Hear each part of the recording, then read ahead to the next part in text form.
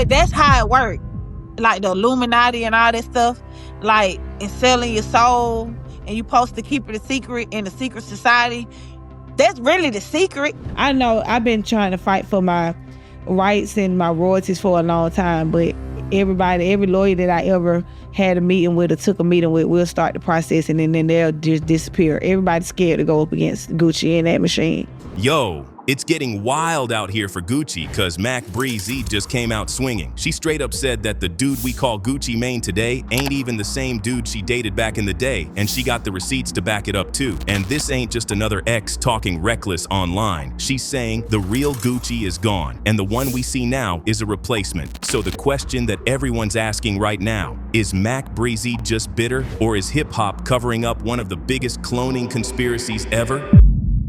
If what she's saying is even halfway true, that means the man who came home from prison in 2016 might not have been Gucci Mane at all. See, Bre-z has talking about her time around Gucci for years. Studio sessions, early records, even writing credits she swears never got paid out. But lately, her interviews on the Bre-z show hit a whole different nerve. She wasn't just talking money or respect anymore. She was talking identity. She told Drea that the last time she saw Gucci in person was before he went to prison. Back then, she said he was wild, unpredictable, but still familiar. However, when she saw him again years later, she swore something was off. His energy felt cold. His eyes didn't hit the same. Whoever this Gucci is, like, it's not the real Gucci, because ain't nothing similar. Ain't nothing. His facial structure, like the way that, like, a lot of people like to talk about the tattoos, but the main thing I noticed is his facial structure, his lips, his tongue. Yep. Those little details. Now, don't get it twisted. Mac said she tried to reconnect with Gucci, but Keyshia, Gucci's wife, would slide in between them, almost like she was guarding something. Fans picked up on that quick, saying Keyshia was acting more like security than a spouse. And when Mac hinted that the woman was protecting this new version of Gucci from anyone who might call it out, the conspiracy crowd went wild.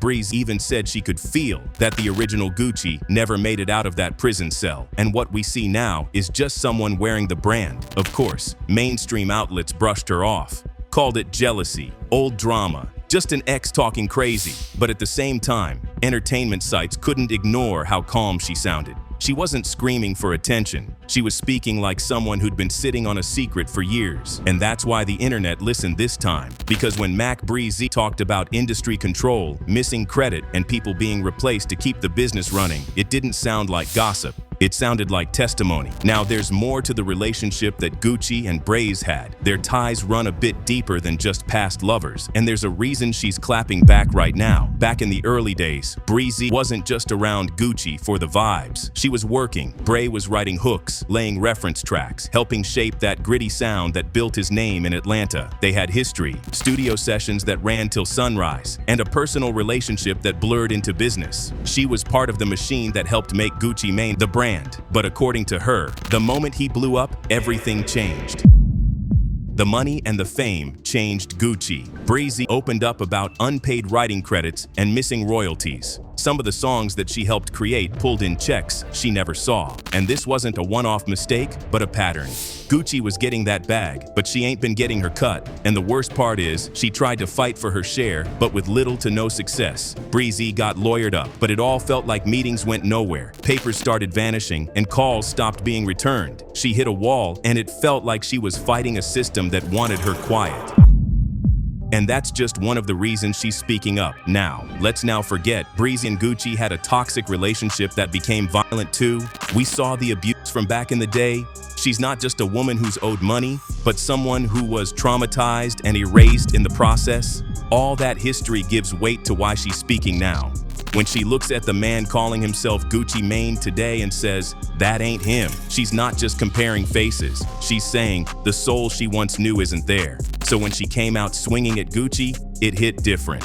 But see, the thing is, what Bre-z saying right now ain't brand new.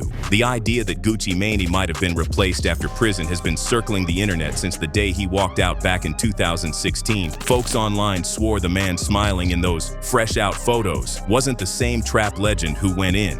His face looked slimmer, his voice calmer, his skin clearer. And the biggest change? People weren't used to seeing Gucci grin that wide unless something was off. Memes started flying. That's not Gucci, that's Gucci 2.0. Whole Reddit threads popped up comparing before and after shots like crime scene evidence. Even his teeth became proof for the conspiracy crowd. But the thing about this is, Gucci laughed it off in interviews, saying people just weren't used to seeing him sober, healthy, and focused. Every once in a while, the pictures come out and say Gucci's a clone. Yeah. Does that make y'all laugh, or do y'all die laughing when y'all see the clone Gucci? I didn't used to like it at first when I first got out. I felt like it's discredited everything that I had been working so hard to do. Still, the internet wasn't letting go. They said the story made too much sense. He goes to prison, disappears for 2 years, then returns shredded, smiling, and suddenly business-minded. That looked like a rebuild. And then the rabbit hole got deeper.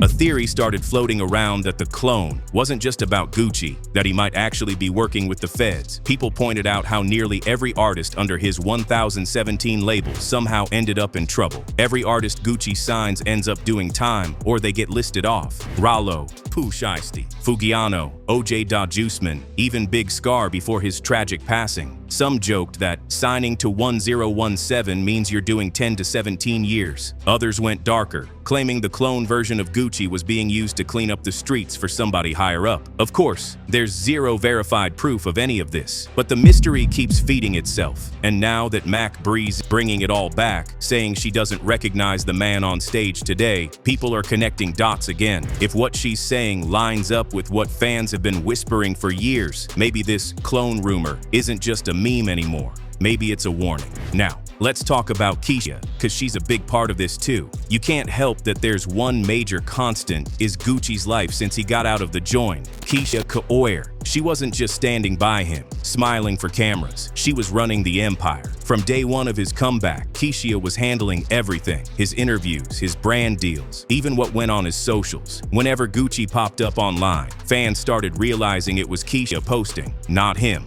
At first, people praised it. She held him down while he was locked up and helped him rebuild. But as Gucci's vibes started to feel more polished, more scripted, people's opinions flipped. They began calling her his handler, not his wife. And when Nicki Minaj threw shade in her now infamous rant, saying Keyshia was only there to keep Gucci sedated, it sent the internet spiraling. People took that as confirmation that Keyshia wasn't just managing a husband, she was managing an asset. Now, the real-world version of this is way less wild. By all credible accounts, Keyshia just smart as hell with business. She built her own beauty line. She's a major reason Gucci's image flipped from chaos to clean-cut luxury, and most profile pieces describe her as the mastermind behind his rebrand. Not some shadowy controller, but still, some believe Keyshia gives this aura of calm, someone in control who's untouchable and who is moving the pieces while Gucci stays quiet. They point out that Gucci's personality online feels filtered and everything runs like clockwork.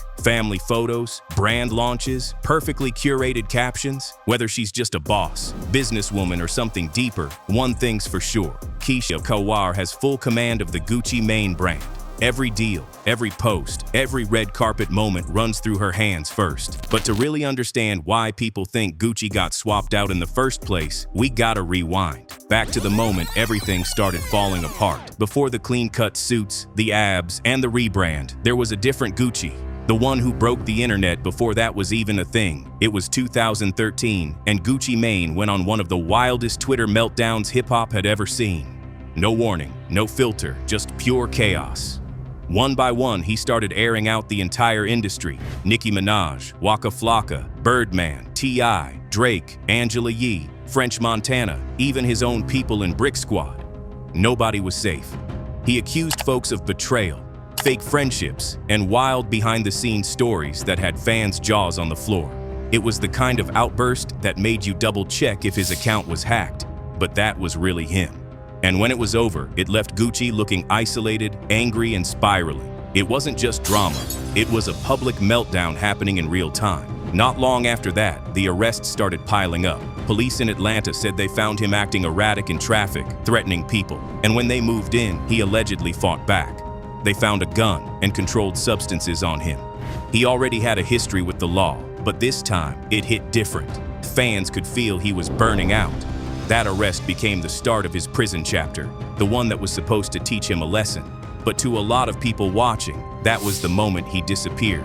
Because when Gucci finally walked out 2 years later, he didn't just look sober, he looked rebuilt. And from that day, the internet never stopped asking, what really happened to Gucci Mane in that cell? Because the man who went in wild and unpredictable came out calm, corporate, and unrecognizably polished. And to this day, people swear that kind of transformation just doesn't happen naturally. Whatever went down behind those walls, it changed him, or replaced him. Gucci spoke on it though. He said prison gave him time to detox, find peace, and reset his life. In interviews, he's been real about cutting off lean, getting sober, and finally taking care of himself. He said the glow-up came from clarity, not cloning. He started working out, eating right, focusing on music and mental health. But not all of the fans were buying the story, and Bre-z just lit up the flame, just when people started forgetting about it. And believe it or not, it's all cause of Katt Williams. See, Bre-z came out and spilled the beans, cause Katt did it first, a few months back. Katt Williams made me do it, so I feel nobody but God. So I don't care about no Illuminati, no Mason, no, I feel God. When Katt started setting the internet on fire with his unfiltered truth-telling, calling out Hollywood execs, taking aim at Diddy, and pulling back the veil on what he calls industry illusions, his energy hit different. He wasn't just cracking jokes, he was exposing systems. That raw, fearless approach inspired a wave of people to start speaking up, especially those who'd stayed quiet for years. Bre-z is just one of them. Just like Katt, Bre-z is stepping into that truth-teller lane, calling out what she sees as deception in the entertainment world. Katt's recent interviews pulled massive attention because he wasn't afraid to name names, especially when it came to industry gatekeepers like Diddy and others. He's been painting a picture of how fame can twist people, how power players use manipulation to control narratives. Bre-z has mirrored that same energy, saying she's not scared to call things how she sees them, even if it means going against the machine. She's also made it clear she's not doing this for clout. In her words, it's about transparency and accountability, about showing fans that everything shiny in this business ain't always gold. And while she hasn't gone as deep into exposing other figures like Katt has, her tone suggests she's ready to pull back the curtain on how the industry changes people, sometimes literally, sometimes spiritually. When Mac started posting about Gucci's new self, fans instantly split into camps. Some folks backed her up, saying they've felt the same way for years, pointing to those viral comparison photos, the change in his voice, even the way he carries himself on stage. They say she's only saying what everyone's been thinking but too scared to admit. Others weren't having it, accusing her of bitterness or chasing headlines off Gucci's new peace and prosperity image. But even with the backlash,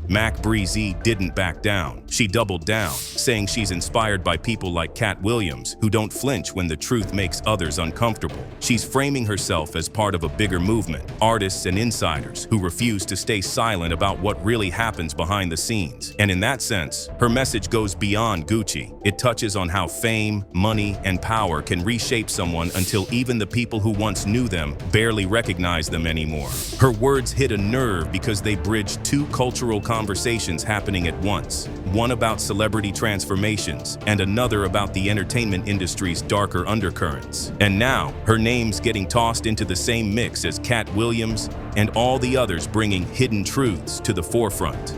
Whether she's dropping facts or just speaking from emotion, her timing couldn't be more on point. The internet's hungry for realness, and Bre-z's boldness fits right into that wave. To her, this isn't about revenge or clout. It's about reclaiming her narrative, showing she's got a voice too. Inspired by Katt's mix of comedy and confrontation, she's weaving truth-telling into her own form of protest. And as the clone conversations keep circulating, Bre-z's perspective keeps the debate alive. Was Gucci's glow-up just discipline and detox, or something deeper? Either way, her comeback reminds people that behind every viral theory is somebody who once lived that story firsthand. So after everything, the glow-up, the rumors, the rehab, the clone talk, one question still hangs heavy in the air. Was Gucci Mane reborn, or did somebody rebuild him? One thing's for sure, the Gucci Mane story ain't just about music anymore. It's about legacy, transformation, and the thin line between evolution and replacement.